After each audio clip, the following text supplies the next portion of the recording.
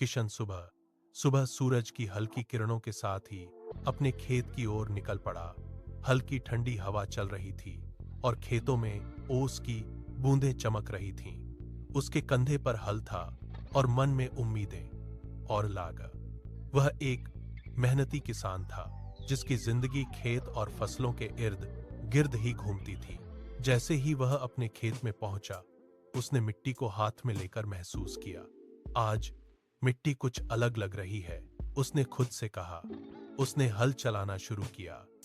बैलों की धीमी चाल और हल की मिट्टी में घुसने की आवाज पूरे वातावरण को एक सुकून दे रही थी। किशन के माथे पर पसीना आने लगा, लेकिन उसके चेहरे पर संतोष साफ झलक रहा था।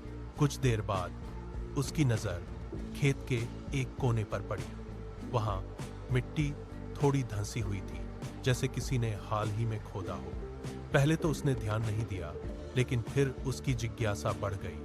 वह उस जगह के पास गया और हाथों से मिट्टी हटाने लगा।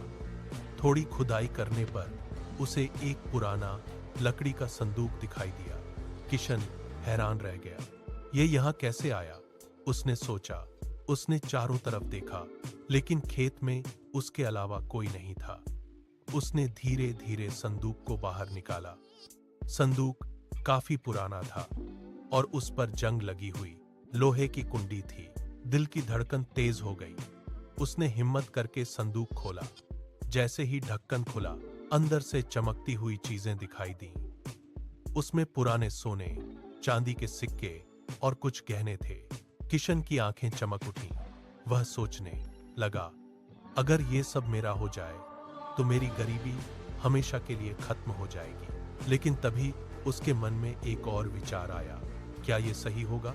ये धन किसी और का भी हो सकता है। वह दुविधा में पड़ गया। एक तरफ उसकी गरीबी और जरूरतें थीं, दूसरी तरफ ईमानदारी। किशन कुछ देर